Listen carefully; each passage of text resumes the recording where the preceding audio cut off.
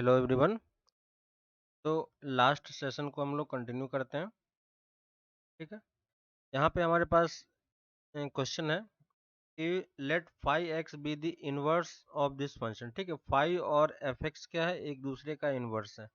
तो five x and F x are inverse of each other. ठीक है, और इनवर्स है तो हमें इनवर्स की प्रॉपर्टी पता होती है। हम क्या कर सकते हैं, अगर एक फंक्शन में हम दूसरे फंक्शन को लिखें तो हमें क्या मिलेगा, आइडेंटिटी मिलेगी। और f को 5x में भी लिखेंगे तो भी हमें क्या मिलेगी, आइडेंटिटी ही मिलेगी। ठीक है, यहाँ पे हमें f डैश x की वैल्यू दे रखी है। तो f डैश x हमें कितना दिया हुआ है, 1/1/1 plus X square X to the power 5, और हमें डेरिवेटिव ऑफ 5x निकालना है। ठीक है, तो यहाँ से देखो दो फंक्शन है, दोनों में से हम कोई भी यूज कर सकते हैं, लेकिन हम ये वाला यूज करेंगे क्योंकि हमें f का डेरिवेटिव पता है। ठीक है, तो हम इस यहाँ से स्टार्ट करते हैं क्योंकि हमें पता है f of five of x की वैल्यू कितनी होती है, x होती है। तो अगर हम इसको डिफरेंशिएट करते हैं तो ये कितना हो जाएगा, f dash of five of x into five dash of x equal to 1, है ना। चेन रूल हमने यहाँ पे यूज किया, और हमें फाइव डैश x की वैल्यू ही चाहिए, तो यहाँ से हम फाइव डैश x लिख सकते हैं 1 F dash of five x. ठीक है, और हमें एफ डैश एक्स पता है तो इसके एक्स की जगह पे 5 पुट कर देंगे तो ये कितना हो जाएगा, 1/1 प्लस 5x whole to the power 5, है ना। सिंपल सा, बस हमने वैल्यू पुट किया तो कौन सा ऑप्शन मैच कर रहा है, ये एफ एक्स वाला सी ऑप्शन, है ना। तो यहाँ से आप देख सकते हो कि कैसे इजीली हमने बस ये यूज किया। यहाँ पे बस इनवर्स वाला जब भी फंक्शन हो तो हमें यही दो में से कोई एक यूज करना है, डिपेंड करेगा क्वेश्चन पे कि हमें किस टाइप से दिया हुआ है। यहाँ पे हमने पर्टिकुलरली ये वाला यूज किया। ठीक है, नेक्स्ट क्वेश्चन पे आते हैं। नेक्स्ट क्वेश्चन है the possible values of scalar k such that matrix ए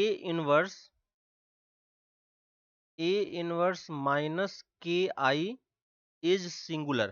ठीक है, ये क्या होना चाहिए, सिंगुलर होना चाहिए। और सिंगुलर की प्रॉपर्टी हमें पता है कि अगर ये सिंगुलर होगा तो क्या होगा, डिटर्मिनेंट इसका कितना होना चाहिए, जीरो होना चाहिए, है ना। डिटर्मिनेंट इसका जीरो होना चाहिए। डिटर्मिनेंट ए हमें यहाँ पे दिया हुआ है। ठीक है, तो अगर आप डिटर्मिनेंट ए कैलकुलेट करने का ट्राई करोगे तो डिटर्मिनेंट ए कितना हो जाएगा, हम इस थर्ड रो के अबाउट ओपन कर रहे हैं तो देखो ये नॉट इक्वल टू जीरो आ रहा है ना। तो determinant not equal to zero है, और यहाँ पे ए इनवर्स है तो हम ए इनवर्स निकालना नहीं चाहेंगे, तो हम इसमें डिटर्मिनेंट ऑफ ए से अगर मल्टीप्लाई कर देते हैं तो ये क्या आ जाएगा, दिस इक्वल टू जीरो, है ना। और इसको अगर अंदर में इसको इस डिटर्मिनेंट के अंदर लेके जाएंगे तो यहाँ पे ये क्या बन जाएगा, माइनस ए के आई इक्वल टू जीरो, है ना। बस डिटर्मिनेंट की प्रॉपर्टी हमने यूज की, और ये वैल्यू अब मुझे दिख रही कि ये आइडेंटिटी है, तो minus k I equal to zero, है ना। और यहाँ से देखो प्रीवियस इसी के पहले वाले क्वेश्चन में हमने ये चीज डिस्कस किया था कि एक कैरेक्टरिस्टिक इक्वेशन हुआ करता था, है ना। कैरेक्टरिस्टिक इक्वेशन हम कैसे निकालते थे, A minus lambda I determinant equal to zero. ठीक है, हम यहाँ पे वही चीज यूज करने वाले हैं, लेकिन यहाँ पे के यहाँ पे आ रहा है तो हम के से क्या करते हैं, इसको डिवाइड कर देते हैं। तो के से डिवाइड करोगे तो ये क्या बन जाएगा, A minus 1/k into I determinant equal to zero, और 1/k को अगर हम लेमडा बोल दे तो ये 1 minus A minus lambda I equal to zero, ये चीज निकल के आ गई। ठीक है, अब हमें पॉसिबल वैल्यू ऑफ के चाहिए, तो यहाँ से देखो लेमडा की वैल्यू किसके इक्वल हो गई, 1/k की। तो लेमडा की जितनी वैल्यू निकलेगी उसके कॉरस्पॉन्डिंग हम के निकाल सकते हैं। तो बस हमें ये कैरेक्टरिस्टिक इक्वेशन सॉल्व करके लेमडा कैलकुलेट करना है। ठीक है, हमने 3x3 का आपको कैरेक्टरिस्टिक इक्वेशन डायरेक्टली निकालने का मेथड भी बताया था, है कि नहीं। अगर आपको वो ध्यान हो उस वाले पार्ट में, तो वो आप वहां से चेक कर सकते हो, या नहीं भी पता है तो भी हम इसको यहाँ पे सॉल्व कर सकते हैं। ए मैट्रिक्स हमें पता है, उसमें से लेमडा आई माइनस करना है, तो ये क्या बन जाएगा, 1 माइनस लेमडा, ये 0, 2, 0, 2 माइनस लेमडा, 1, 1, 0, और ये माइनस लेमडा, और ये डिटर्मिनेंट इक्वल टू 0। अब ये सिंपल सा डिटर्मिनेंट है, इसको आप सॉल्व करोगे तो आपको एक क्यूबिक इक्वेशन फॉर्म होगी, है कि नहीं। क्यूबिक इक्वेशन आपको यहाँ पे फॉर्म हो जाएगी, ठीक है। तो फर्स्ट कॉलम के अबाउट इसको, फर्स्ट रो के अबाउट इसको ओपन कर दो, देखो कितना आ जाएगा, 1 minus lambda into 2 minus lambda into minus lambda, और ये वाला टर्म तो 0 हो जाएगा। इसके अबाउट 0 के अबाउट करने की जरूरत नहीं है, इसके अबाउट आ जाते हैं, तो प्लस 2 टाइम्स 0 और माइनस के साथ ये मल्टीप्लाई हो जाएगा, तो 0 माइनस 2 माइनस लेमडा, है ना, इक्वल टू 0। और यहाँ पे जब इसको मल्टीप्लाई करके सॉल्व करोगे तो जो कैरेक्टरिस्टिक इक्वेशन निकल के आती है, lambda cube minus 3 lambda square plus 4 equal to 0, ठीक है। तो ये एक कैरेक्टरिस्टिक इक्वेशन निकालने का मेथड है। दूसरा मेथड मैंने ये बताया था, याद होगा आपको, क्योंकि 3 क्रॉस 3 का है तो लेमडा क्यूब से स्टार्ट होगा, लेमडा क्यूब माइनस क्या होता था, ट्रेस ऑफ ए मैट्रिक्स का into lambda square plus sum of minors of diagonals element, ठीक है, डायगोनल्स एलिमेंट्स इनटू लेमडा, और प्लस माइनस, और यहाँ पे फिर से माइनस हो जाएगा, into determinant of A equal to 0, ठीक है। तो ये डायरेक्ट एक मेथड होता है 3 क्रॉस 3 मैट्रिक्स का कैरेक्टरिस्टिक इक्वेशन निकालने का। यहाँ से भी सॉल्व करोगे तो आपका डायरेक्टली यही आएगा, ठीक है। तो इसमें हमें इतना कैलकुलेशन नहीं करना पड़ता, डायरेक्टली अगर आप ये चीज कैलकुलेट करोगे तो ये समझ में आएगा। तो ये वाला पार्ट एक्चुअली में क्या है, ट्रेस ऑफ ए है ना, ये जो 3 हमें दिया हुआ है ये ट्रेस ऑफ ए है, और ये जो लास्ट पार्ट है ये क्या है, डिटर्मिनेंट ऑफ ए, ठीक है। ये वाला पार्ट यहाँ पे 0 बन रहा होगा, तो वो आप चेक कर लेना, दोनों मेथड हमारे पास अवेलेबल है, कोई प्रॉब्लम नहीं है। यहाँ से लेमडा की वैल्यू हमें सॉल्व करनी है, तो क्यूबिक इक्वेशन है, हिट एंड ट्रायल मेथड से आप चेक करोगे, तो लेमडा की एक वैल्यू हमें क्या दिख रही है, -1, ठीक है। देखो लेमडा की वैल्यू अगर हम -1 पुट करेंगे तो यहाँ से एक वैल्यू हमें मिल जाएगी, तो लेमडा इक्वल टू -1, तो इसका फैक्टर क्या हो जाएगा, लेमडा प्लस 1, और उससे डिवाइड करके आप लेमडा की 2 वैल्यू और निकाल सकते हो, तो 2 वैल्यू कौन सी आती है, 2 और 2, ठीक है, परफेक्ट स्क्वायर बन जाएगा वो फिर। तो एक्चुअली में 3 इक्वेशन आ जाता है, 3 रूट्स आएंगे, 3 में से 2 रिपीटेड रूट्स हैं, और लेमडा की वैल्यू किसके इक्वल थी, 1/k की, तो यहाँ से हम k की वैल्यू क्या बोल सकते हैं, एक तो -1 हो जाएगा और एक हाफ हो जाएगा, है ना। तो यहाँ से आप ऑप्शन मैच करा सकते हो, -1 और हाफ वाला, तो कौन सा ऑप्शन हो जाएगा, बी ऑप्शन, है ना। तो कैरेक्टरिस्टिक इक्वेशन का हमने यहाँ पे भी यूज किया, इसके पहले भी 2-3 क्वेश्चन में हम लोगों ने कैरेक्टरिस्टिक इक्वेशन को कैसे यूज करना है वो चीज हमने बताई थी। तो पहले वाले जब आप वीडियोस देखोगे तो उसमें आपको ये चीज और अच्छे तरीके से क्लियर होगी, ठीक है। नेक्स्ट क्वेश्चन पे आते हैं, मैथमेटिकल रीजनिंग का क्वेश्चन है, the negation of this statement, ठीक है। तो हमारे पास स्टेटमेंट है P and Q implies not R, ठीक है, और हमें इसका निगेशन लेना है। निगेशन मतलब कि एक और हमें निगेशन का साइन यूज करेंगे, है ना। तो हमें ये वैल्यू एक्चुअली में कैलकुलेट करनी है। ऑप्शन देखोगे तो ये सब कुछ एंड और के टर्म में ही है, ठीक है। तो हम इसको पहले सॉल्व कर लेते हैं। आपको याद होगा कि P इम्प्लाइज Q किसके इक्वल होता है, P नॉट P और Q, ठीक है। तो ये वाला चीज हम यहाँ पे यूज कर रहे हैं। निगेशन जब एंड के साथ मल्टीप्लाई होता है तो डी मोवियस थ्योरम यहाँ पे हम यूज कर सकते हैं, तो ये किसके इक्वल हो जाएगा, नॉट P और not of Q implies not of R, है ना। और इस वाले पार्ट को हम यहाँ से इस तरीके से लिख सकते हैं, है ना। तो ये वाला पार्ट जो है Q इम्प्लाइज नॉट R किसके इक्वल हो जाएगा, इक्विवेलेंट नॉट Q और नॉट R के, है ना। ये किसके इक्वल हो जाएगा, नॉट Q और नॉट R के, ठीक है। और इसमें जब हम फिर से निगेशन यूज करेंगे तो यहाँ पे निगेशन यूज करोगे तो ये क्या हो जाएगा, नॉट P और इसमें जब नॉट लगाएंगे तो ये क्या हो जाएगा, नॉट ऑफ नॉट Q और नॉट R, है कि नहीं, नॉट Q और नॉट R। और ये वैल्यू किसके इक्वल हो जाएगी, ये वैल्यू किसके इक्वल हो जाएगी, नॉट P और नॉट Q, है ना।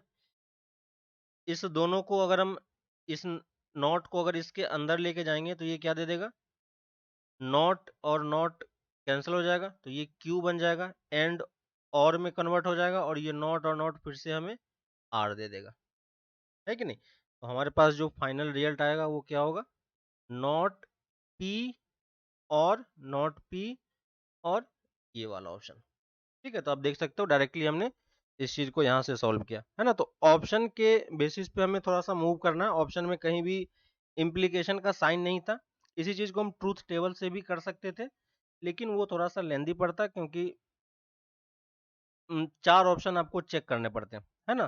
तो बेटर है कि क्योंकि ऑप्शन में हमें इस तरीके का फॉर्मूला दिख रहा है तो आप डायरेक्टली ये चीज यूज कर सकते हो, है ना। नेक्स्ट क्वेश्चन पे आते हैं। नेक्स्ट है हमारे पास एक सीरीज दिया हुआ है साइन का, है ना, और ये मूव कर रहा है इनफाइनाइट टाइम्स तक। तो इनफाइनाइट सीरीज है और साइन की वैल्यू 0 से पाई के बीच में है, और हमें पता है कि साइन क्या है, साइन की वैल्यू हमेशा लेस देन इक्वल टू 1 होती है, ठीक है। और तो हम इसमें क्या कर सकते हैं,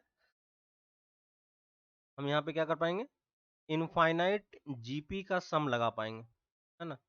तो साइन क्यूब थीटा और ये इनफाइनाइट तक जा रहा है और इसकी वैल्यू इसने दे रखी है 4+2√3। तो इनफाइनाइट सीरीज का सम क्या हो जाएगा, 1 - 1/1 साइन थीटा, और ये वैल्यू किसकी इक्वल हो जाएगी, 4+2√3। इसको रिवर्स कर देते हैं, 1 - साइन थीटा इक्वल टू 1/4+2√3। और क्योंकि रूट नीचे है तो इसको हम रैशनलाइज कर लेंगे, है ना। तो रैशनलाइज करोगे तो ये कितना आ जाएगा, तो मल्टीप्लाई डिवाइड कर दो 4 - 2√3 से, और ये 4 - 2√3, ठीक है। तो ये सॉल्व वो कितना हो जाएगा, 4 - 2√3 और नीचे कितना आ जाएगा, 16 4 स्क्वायर -4 × 3 12। तो ये फाइनली कितना दे देगा, 4, है ना। तो ये वैल्यू किसके इक्वल होगी, 1 - साइन थीटा इक्वल टू 1 - √3/2, ठीक है। तो यहाँ से आपको दिख रहा है साइन थीटा इक्वल टू √3/2 आ गया, और इसका सॉल्यूशन आपको निकालना आता है 0 से पाई के बीच में, ठीक है। तो ये आपका 0 से पाई है, ठीक है। यानी हमें कितने सॉल्यूशन मिलेंगे, 2 सॉल्यूशन मिलेंगे। एक सॉल्यूशन कौन सा हो जाएगा, π/3, और दूसरी वैल्यू π - π/3, ठीक है। तो यहाँ से हम थीटा क्या लिख सकते हैं, π/3 और दूसरी π - π/3। तो आंसर क्या हो जाएगा, π/3 और 2π/3। तो कौन सा ऑप्शन मैच कर जाएगा, डी ऑप्शन, है ना। सिंपल सा ट्रिगोनोमेट्रिक इक्वेशंस का यूज किया और सीरीज का एक हमने फॉर्मूला बस यूज किया है। नेक्स्ट क्वेश्चन पे आते हैं। नेक्स्ट है, if function this is not defined at x equal to pi, then find the value of f of pi so that function is continuous at x equal to pi. Function क्योंकि continuous बोल रखा है तो f of पाई की value किसके equal हो जाएगी, limit x tending to पाई, और यही हमारे पास फंक्शन fx है, ठीक है। और fx फंक्शन हमें क्या दिया हुआ है, x tending to pi 1 - sine x plus cos x divided by 1 प्लस sine x plus cos x. X tending to pi put करोगे तो पाई पे ये जीरो दे देगा, है ना, ये -1 दे देगा, तो इसके कारण ये ऊपर वाला जीरो बन रहा है और नीचे वाला ये जीरो, ये -1, है ना। तो ये किस फॉर्मेट का है? 0/0 इनडिटर्मिनेट फॉर्मेट का है। और 0/0 इनडिटर्मिनेट फॉर्मेट है तो हम LH रूल तो लगा ही सकते हैं, है ना। तो LH रूल लगाओगे तो ये क्या हो जाएगा? माइनस कॉस एक्स और ये minus sine x divided by cos x minus sine x. ठीक है, हमने क्या किया यहाँ पे? LH रूल यूज किया, बाई LH रूल। ठीक है, ये चीज आएगी। और अब वैल्यू पुट करो। अब वैल्यू पुट करेंगे तो कितना होगा? पाई पे ये वैल्यू जीरो हो जाएगी, ये वैल्यू भी जीरो हो जाएगी। पाई पे ये -1 दे देगा और ये वैल्यू -1 +1 हो जाएगा। तो फाइनली आपके पास आंसर कितना आ जाएगा? -1, है ना। सिंपल सा कैलकुलेशन है और कुछ नहीं। तो आंसर क्या हो जाएगा यहाँ पे? Directly equal to -1। LH rule यहाँ पे एप्लीकेबल है क्योंकि ये 0/0 फॉर्मेट का बन रहा है ना। ठीक है, नेक्स्ट क्वेश्चन पे आते हैं। नेक्स्ट है हमारे पास, if fx equal to this then fx is increasing decreasing, है ना। इंक्रीजिंग डिक्रीजिंग की बात कर रहा है, मोनोटोनिसिटी की बात हो रही है। तो हमें क्या करना होता है? हमें डेरिवेटिव कैलकुलेट करना होता है। तो fx की वैल्यू कितनी हो गई? 3x⁵ plus 4x³ minus 12x² plus 12। तो हम क्या करेंगे? डेरिवेटिव निकालेंगे और फिर उसका साइन चेक करेंगे। तो f' की वैल्यू कितनी हो जाएगी?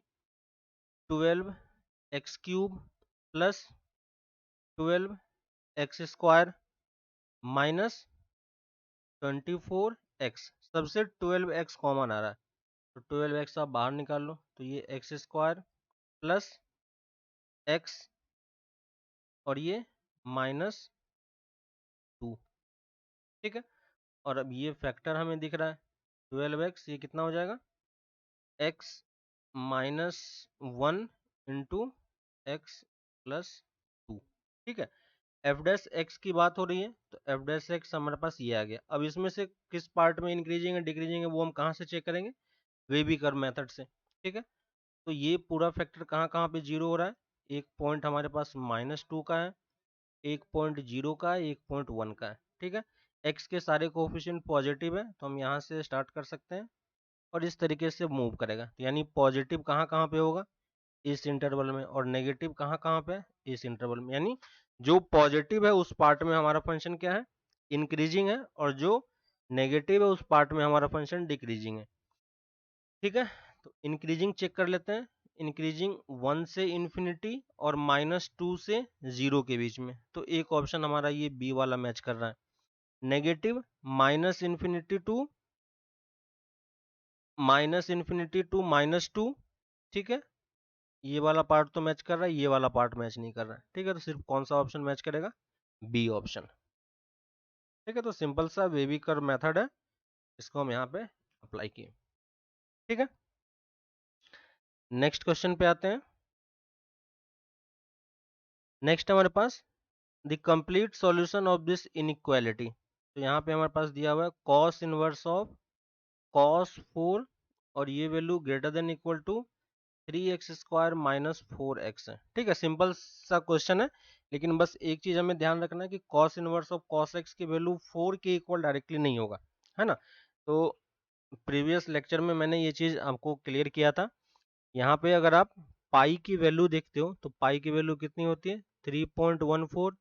2 पाई की वैल्यू अप्रोक्सीमेटली कितनी हो जाएगी? 6.28, है ना। तो अगर इसके अकॉर्डिंग आप देखोगे तो ये 4 है, तो 4 पाई से ज्यादा होगा तो किससे कम होगा? 2 पाई से कम होगा। तो 2 पाई से कम है तो ये इस क्वाड्रेंट में, क्योंकि कॉस पॉजिटिव होता है तो इसको हम इस फॉर्मेट में लिखा जा सकता है। तो कॉस इनवर्स ऑफ कॉस, और 2 पाई से कम है तो हमें 2 पाई में से माइनस करना पड़ेगा, लेकिन हमें फिर से यहाँ पे 4 ही जनरेट करना है ना। तो इसको हम क्या लिखेंगे? 2 पाई माइनस 4।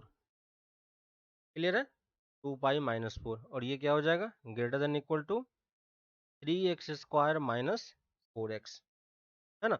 और अब देखो ये क्या बन जाएगा, cos inverse of cos 2 pi minus theta कितना होता है, थीटा ही देता है क्योंकि ये क्वाड्रेंट में, तो ये 2 पाई-4 हो जाएगा, greater than equal to 3x² minus 4x। और अब देखो ये वैल्यू कितनी दे देगी, 2 पाई-4 greater than 3x² minus 4x, है ना। और अब सिंपल सा बस कैलकुलेशन है क्वाड्रेटिक का, ठीक है।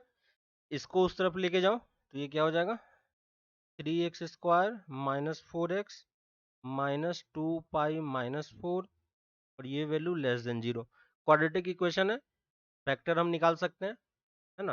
तो इसके रूट्स क्या होंगे, तो जो हमारा आंसर होगा वो आंसर किसके बीच में लाई करेगा, मान लेते हैं इस क्वाड्रेटिक इक्वेशन के दो रूट्स हैं अल्फा और बीटा, तो जो हमारा आंसर होगा वो अल्फा से बीटा के बीच में लाई करने वाला है, ठीक है ना। बस हमें अल्फा बीटा निकालना है और हमें इसका रूट्स तो निकालना आता है, ठीक है।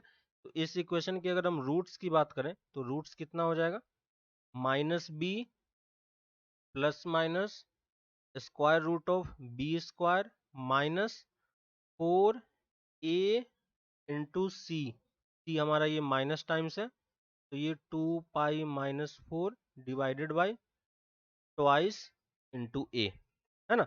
इसको सॉल्व करेंगे तो सॉल्व करने पे आपके पास क्या आ जाएगा, 2 माइनस स्क्वायर रूट ऑफ 6 पाई-8 डिवाइडेड बाई 3, एक नेगेटिव साइन के साथ और एक प्लस वाला, स्क्वायर रूट ऑफ 6 पाई-8 डिवाइडेड बाई 3, है ना। तो जो हमारा अल्फा हो गया, अल्फा किसके इक्वल हो गया, इस वाले पार्ट के, और बीटा कौन सा हो गया, इस वाले पार्ट के, यानी जो हमारा सॉल्यूशन होगा इस दोनों के बीच में लाई करेगा। तो देख लो कौन सा वाला ऑप्शन है, डी ऑप्शन हमें दिख रहा है ना। तो सिंपल सा क्वाड्रेटिक और इनवर्स वाला थोड़ा सा पार्ट हमने यूज किया, बाकी आप वैल्यू कैलकुलेट कर सकते हो इजिली, ठीक है। नेक्स्ट क्वेश्चन पे आते हैं। नेक्स्ट क्वेश्चन है,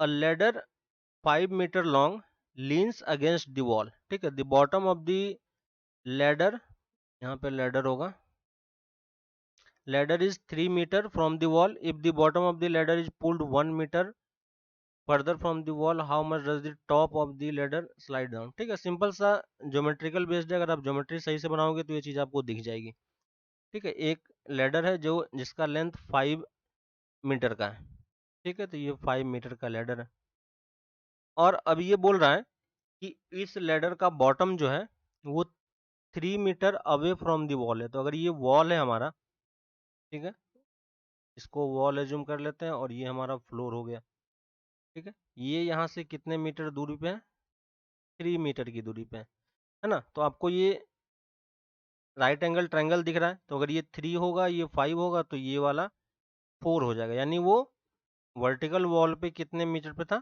4 मीटर डिस्टेंस पे था। अब ये क्या बोल रहा है कि जो बॉटम है उसको मैंने 1 मीटर फर्दर पुल किया, ठीक है। तो अगर इसी फिगर को फिर से ड्रॉ करेंगे तो ये क्या बन जाएगा,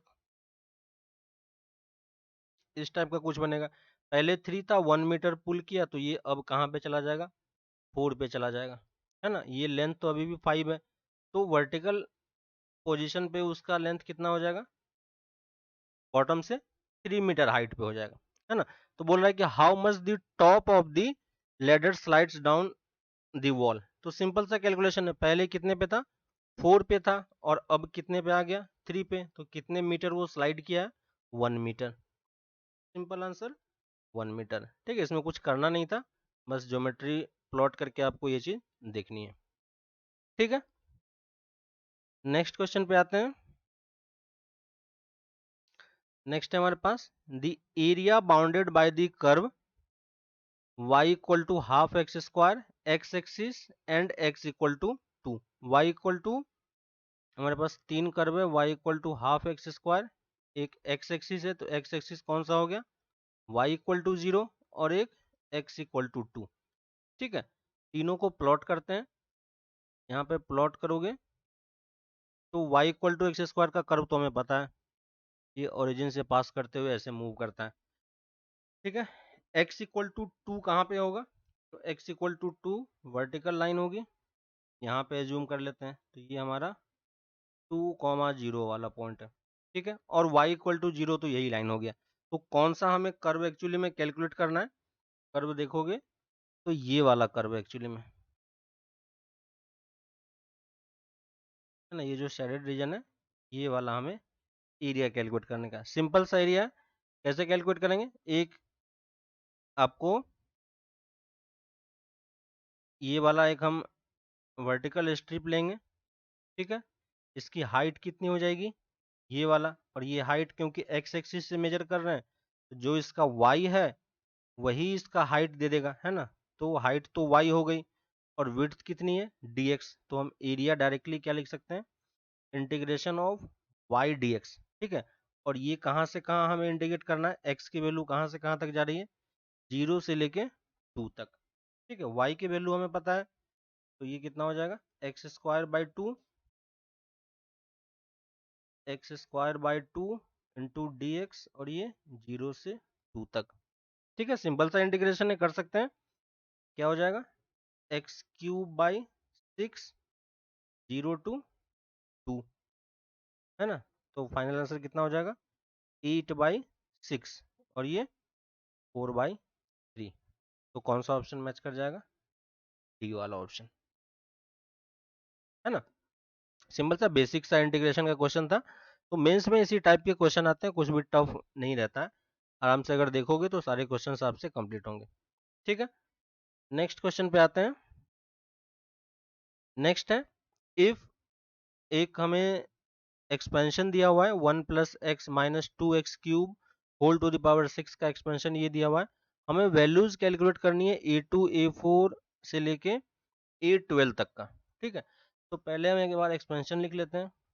1 + x - 2x² whole to the power 6 equal to 1 + a1x a2x², और ये कहाँ तक जा रहा है? a12x टू द पावर 12 तक, ठीक है।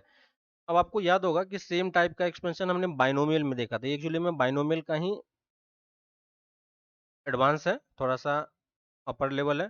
तो यहाँ पे हम लोगों ने क्या किया था? 1 + x to the power n का जब हम एक्सपेंशन लिखते थे तो क्या होता था? nc0 nc1x, और इस टाइप से ncnx to the power n तक निकलता था। यहाँ पे हम लोग क्या क्या चीजें कैलकुलेट कर पाते थे? nc0 nc1, है ना, सारे बाइनोमियल कोफिशिएंट का हम सम निकाल पाते थे, याद होगा आपको।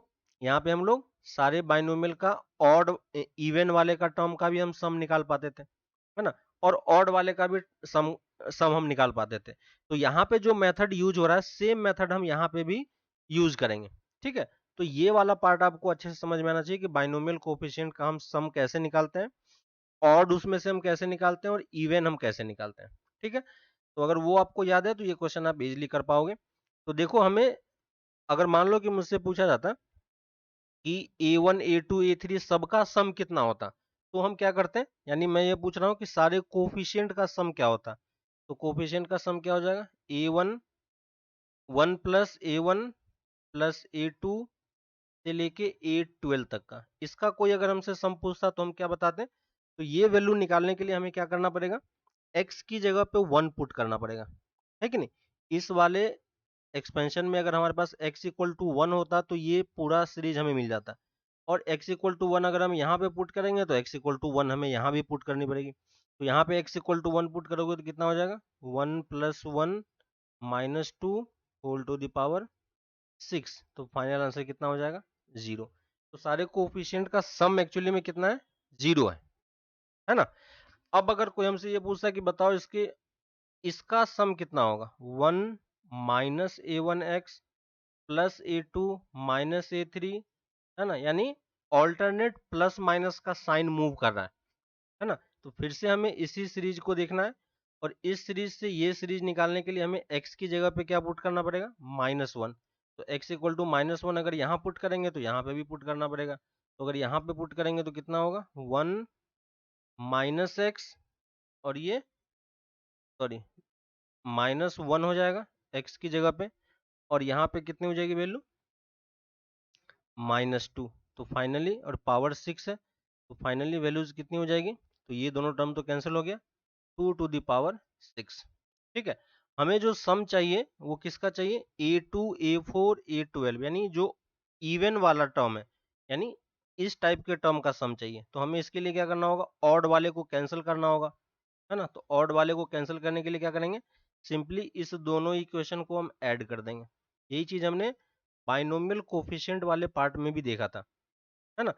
तो सिंपली अब इसको क्या करो, ऐड कर दो। ऐड कर दोगे तो ये कितना आ जाएगा, 2 टाइम्स, है ना, 1 यहाँ पे रहेगा ही, प्लस ये वाला टर्म तो कैंसिल हो जाएगा, 1 1 से एक 2 निकाल लिया, यहाँ पे 2 टाइम्स A2 आएगा, एक 2 हमने बाहर निकाल रखा है। ठीक है, और आप देखोगे कि यही सीरीज आपका फिर से जनरेट हो रहा है और लास्ट में A12 तक बचेगा। तो हमने दोनों को ऐड किया है, तो यहाँ पे भी दोनों को ऐड करेंगे तो ये कितना दे देगा, 2 टू द पावर 6, है ना।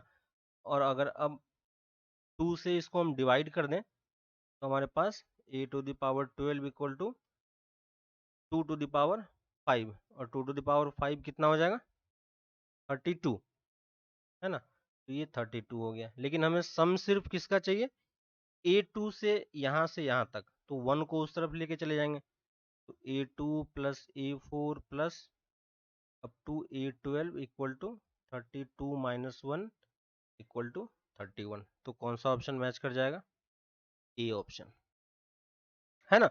तो इस तरीके से आप देख सकते हो कि किस तरीके से हमने ये वाला क्वेश्चन सॉल्व किया, है ना। और ये सेम मेथड बाइनोमियल के कोफिशिएंट्स वाले पार्ट में जितने भी आते हैं वहां पे इसी तरीके से आपसे ये इसने ऑड पूछा है, आपसे इवन पूछा जा सकता था, आपसे ये सारा सम पूछा जा सकता था कि सारे कोफिशिएंट का सम बताओ कितना होगा, है ना, यानी A1 से लेके A12 तक का सम बताओ कितना होगा, तो वो भी हम निकाल सकते हैं।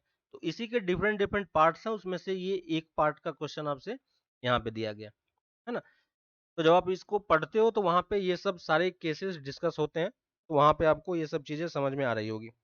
ठीक है, तो हमने आज यहाँ तक क्वेश्चन सॉल्व किए। ठीक है, अभी यहीं तक रखते हैं, फिर नेक्स्ट क्लास में हम इसको और आगे क्वेश्चंस में कंटिन्यू करेंगे, सेम टाइप के क्वेश्चंस को आगे कंटिन्यू करेंगे। ठीक है, तो आप लोग बस प्रैक्टिस करते जाओ, किसी पर्टिकुलर पार्ट में आपको कोई डाउट है तो वो आप पूछ सकते हो, या इसके अलावा कुछ पर्टिकुलर चैप्टर्स के क्वेश्चंस आपको करने हैं या किसी की थ्योरी वाले पार्ट में डिस्कशन चाहिए तो वो वाला पार्ट भी हम लोग कर सकते हैं। ठीक है, तो तब तक आप ये क्वेश्चंस प्रैक्टिस करो, फिर हम लोग नेक्स्ट क्लास में इसको कंटिन्यू करते हैं। ठीक है, चलो, बाय।